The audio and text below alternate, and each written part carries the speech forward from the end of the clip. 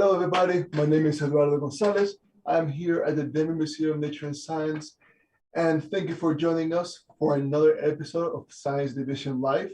Today, we have Garth Spellman. He's our curator of ornithology at the zoology department here at the Denver Museum. He will be discussing on ornithology for all, decolonizing bird names. Stay tuned. He will answer all your questions right after his presentation. Go on ahead. Thank you so much, Eduardo, and hello, everyone, and thank you for joining us today.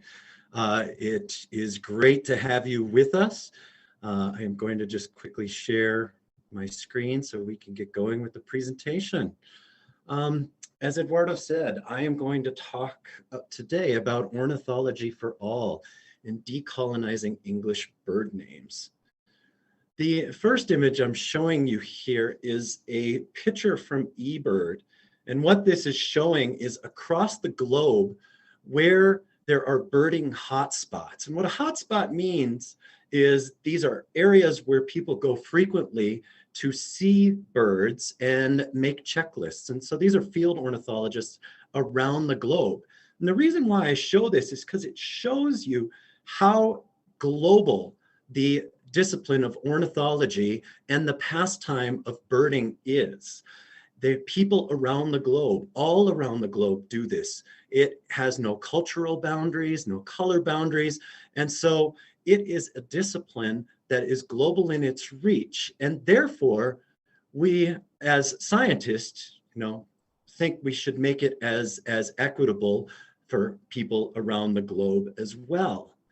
And so if we look across young birding clubs today, those birding clubs often reflect society's diversity. We live in an extremely diverse society. And birding is one of the fastest growing activities globally and in the US. And around the globe, English common names actually provide a foundation for communication of birders and ornithologists from all cultures and communities. And they provide a consistent way for people around the globe to refer to certain species. And this is even found in the scientific literature. When I write a paper, oftentimes I refer to a bird by its English common name and then its Latin scientific name. But then throughout the rest of the paper, once that bird is introduced, it's common practice for even in scientific literature for people to use the English common name. So these names are very important and provide a means of common communication. Now, English common names can, but they of course don't have to be a barrier to participation. And what I mean by this is that there are certain names that I believe need to be changed, and many scientists believe need to be changed. And these are, in fact, names that are offensive, eponyms, which are names that are named in honor of somebody or of a person that in many respects people believe should not be honored. They committed horrible acts or atrocities. Or in many practices, they're just generally confusing names that stem from a Eurocentric worldview. Orioles that are found, for example, in North America were named after similar looking birds that were found in Europe, and they name them orioles, but in fact, they're not actually related to one another. And so it's not necessarily appropriate. But there are appropriate names, and these are a couple of examples that I am considering, and many scientists are considering, appropriate names for birds that are habitat-based names or feature-based names. So in the bottom left-hand corner there, that's a rock wren, and that's a little wren that's found in Western North America, and it nests on rocky outcroppings, and so it's associated with rocks. Black-headed grosbeak, that refers to, in the middle there, that refers to the black head feature on this bird. And a long-billed curlew on the right has a very long, decurved bill for the long-billed curlew. So these are appropriate names that are based on features that make you understand and describe that bird. Now, in order to talk about names that we need to change, we need to understand where those names sort of came from and what that shared language is, and who determines how these names are actually regulated. So most of these given common names were given by scientists that describe the species. And the majority of descriptions were given by were made by ornithologists 150 to 300 years ago. And so, of course, the majority of scientists at the time were of European descent. And so they present a Eurocentric worldview that was during colonial times. And in this time, eponyms, in naming species in honor of people, was a common practice within ornithology. So we understand sort of where these names came from. But it's also important to distinguish how these names are now regulated within the scientific community. And there is a difference between scientific names and common English names. Scientific names are actually strictly regulated by an international code of zoological nomenclature and governed by an international commission. So if you change a scientific species name, that species name is changed globally. And those changes are actually made through proposals to regional and international ornithological committees.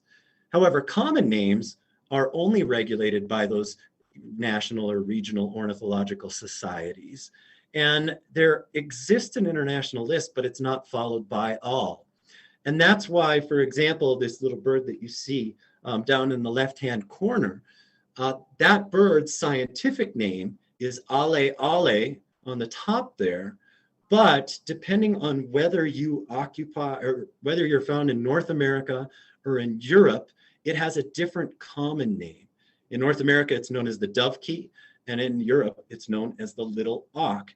And so we can see these names, the English names actually can change depending on where you are around the globe.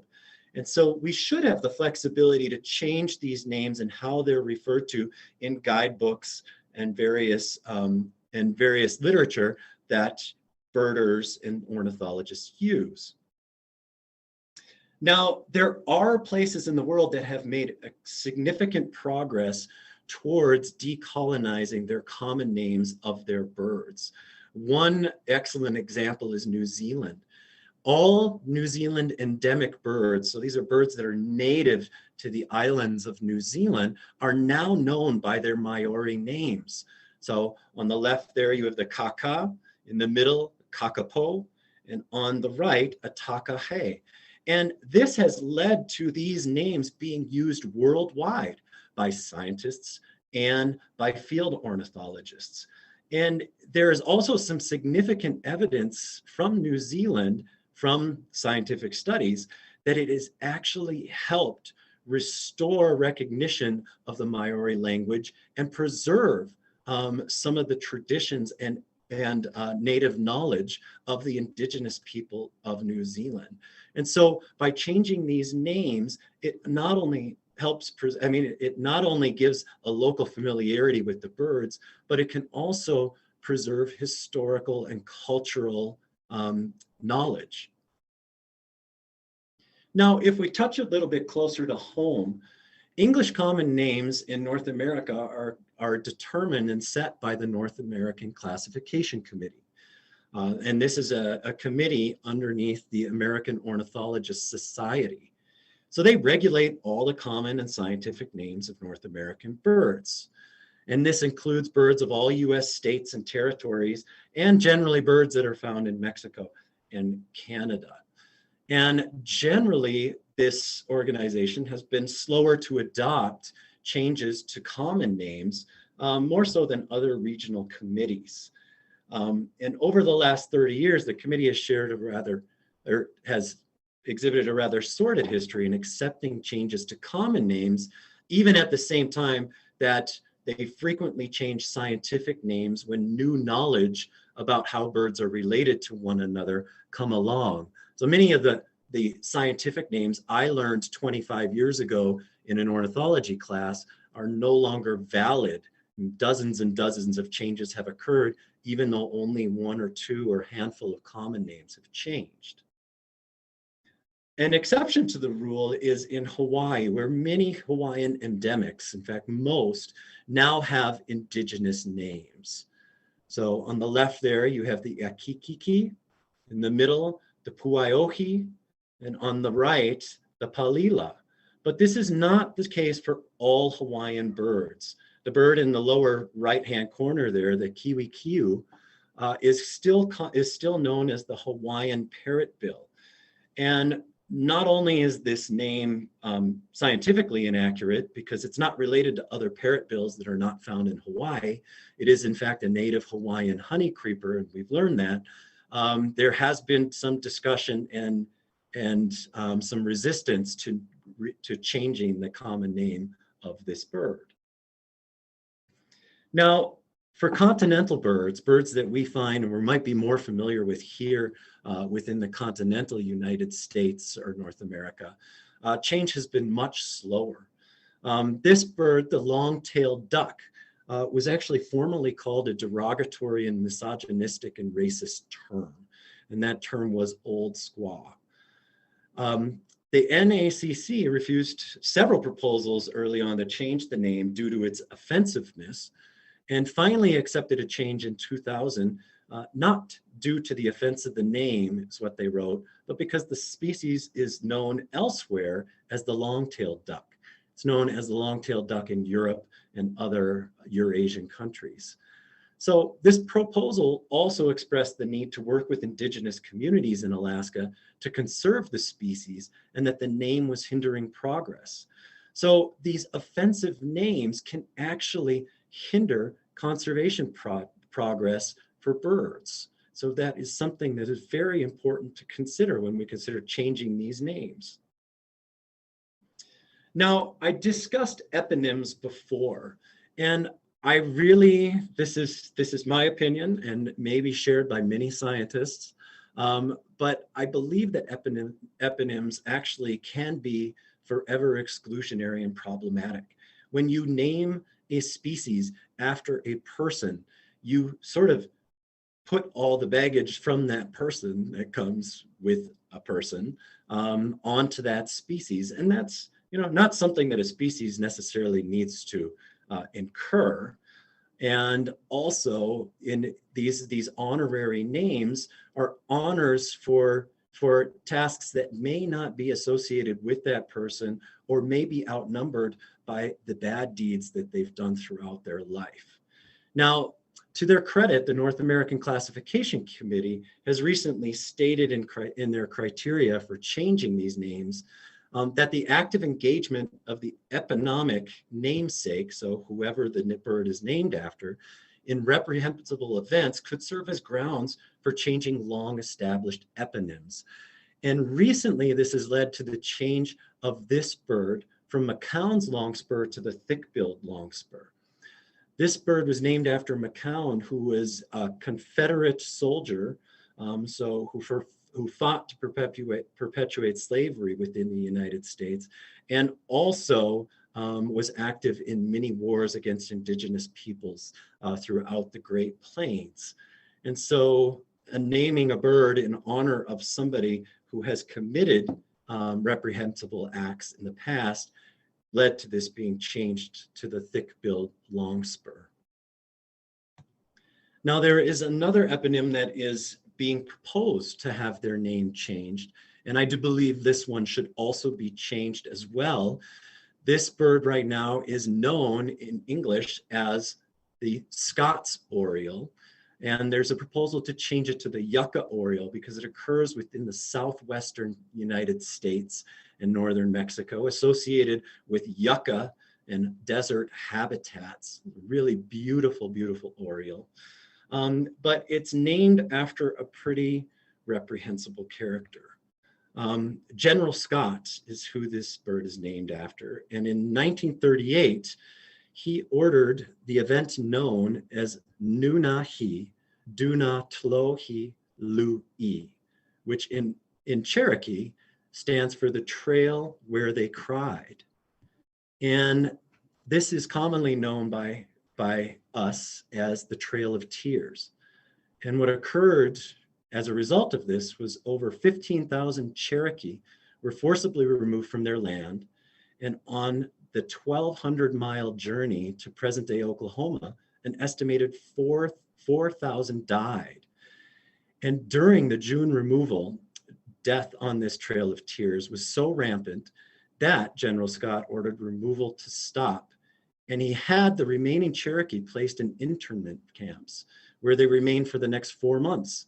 And in these camps, in unsanitary conditions, over 350 more Cherokee died, many of dysentery.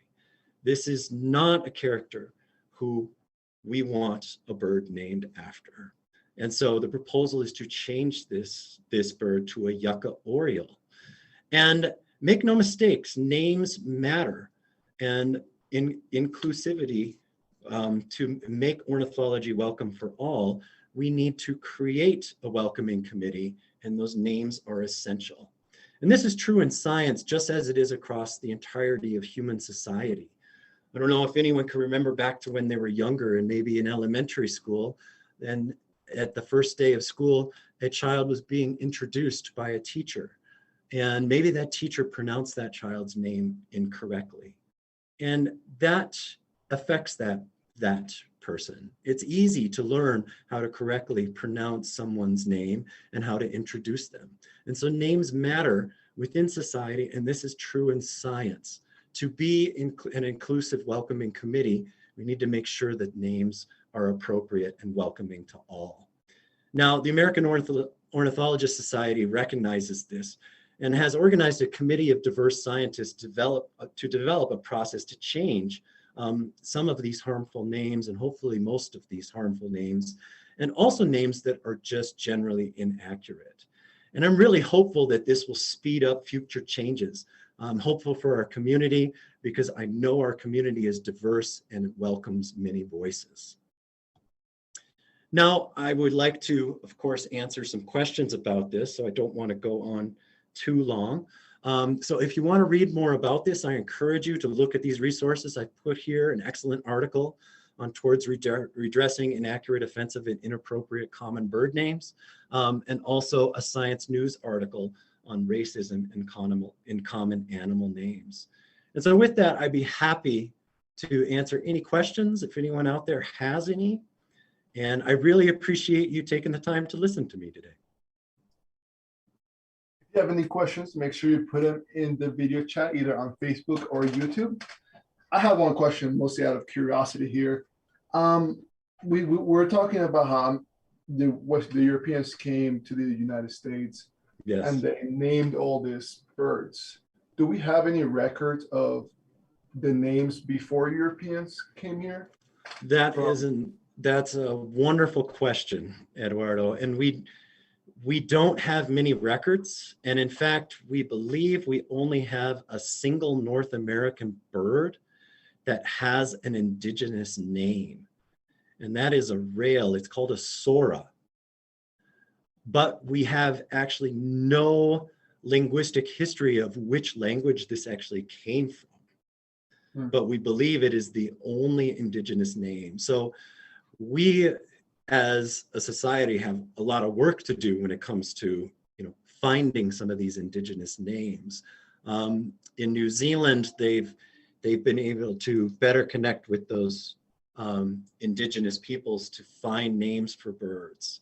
But there's also quite a bit of evidence that suggests that many indigenous groups and peoples across America actually called multiple species similar names because of similar appearance, kind of like we do when we refer to a bird like a sparrow. We call a bird a sparrow because it looks a certain way, right? And then it has another name with it. And so essentially calling birds that are sparrows similar.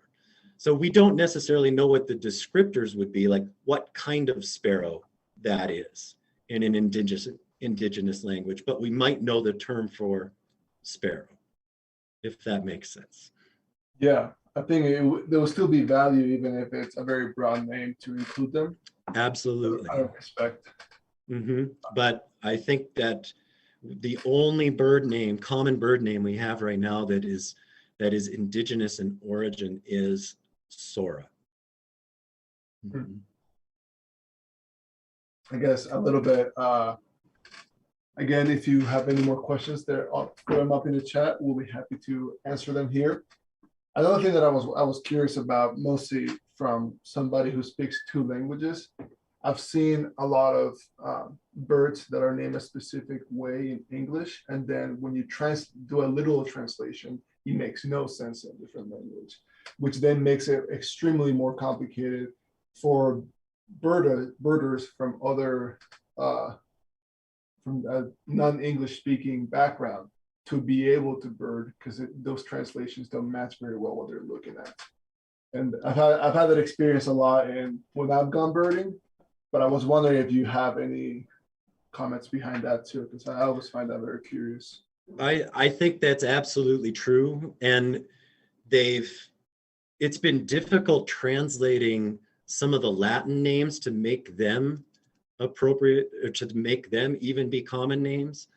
And I mean, I study a rock wren, which I showed before. That's one of the birds that I like to study, and its Latin name is Salpinctes obsoletus, which basically stands for a shabby trumpeter.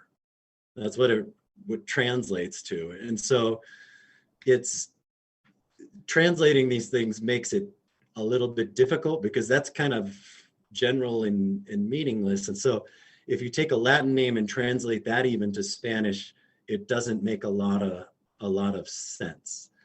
There is a group of Latin American scientists that are working with the South American Classification Committee to try and come up with more standardized Spanish names for birds as well. And so I encourage you to try and look at their work, because they're doing some pretty important work there too. Mm-hmm.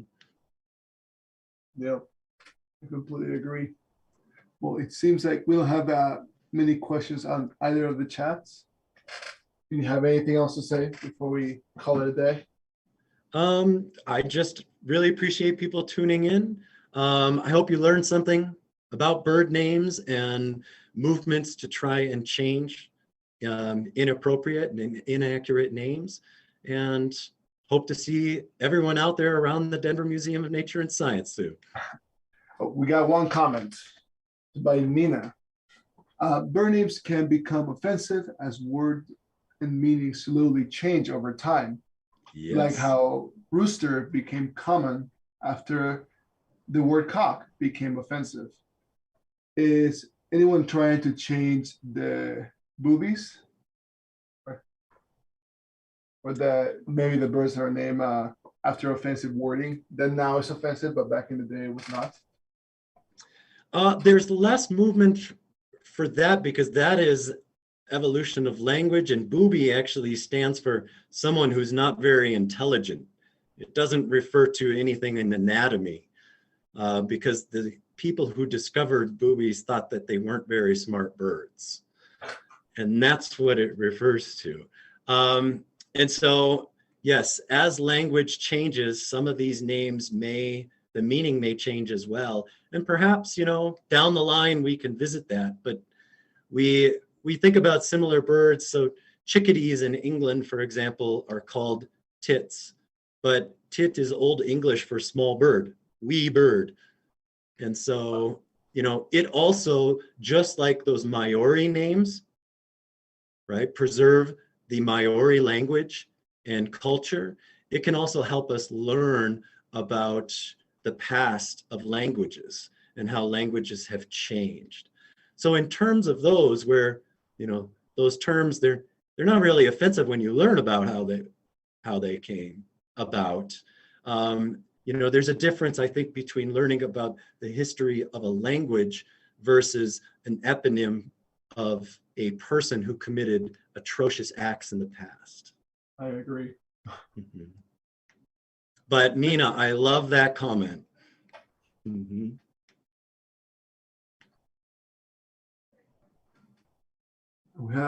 She said, Anasazi turkeys. I don't know what type of turkey that is. Anasazi turkeys? Do you know that? That is a subspecies of turkey, I believe, that is found in Mexico. We need to verify that. So, but they are, I mean, they would review, these committees will review all of these names if there's a proposal put forward to change them. Oh, and we have another question by Adam. He says, does the effort to rename become more difficult for a migratory species? More agreement needs to be between borders. There are, in the Americas, the South American Classification Committee and the North American Classification Committee will communicate and work together for birds that are found and migrate between both continents. So generally a proposal that is put forth to one of those committees, if it's a bird that spans both geographic areas, so it will become a point of discussion between both. Interesting. Thank you for your question, Adam. That's a good question. All right. I think we're good on the questions here on the live stream. Thank you so much for joining us. It's been a pleasure. I love learning about birds. They're amazing. And thank you for doing all the work that you've been doing. All right. Well, thank you so much, Eduardo. And thank you everyone else out there. Have a great day. See you guys.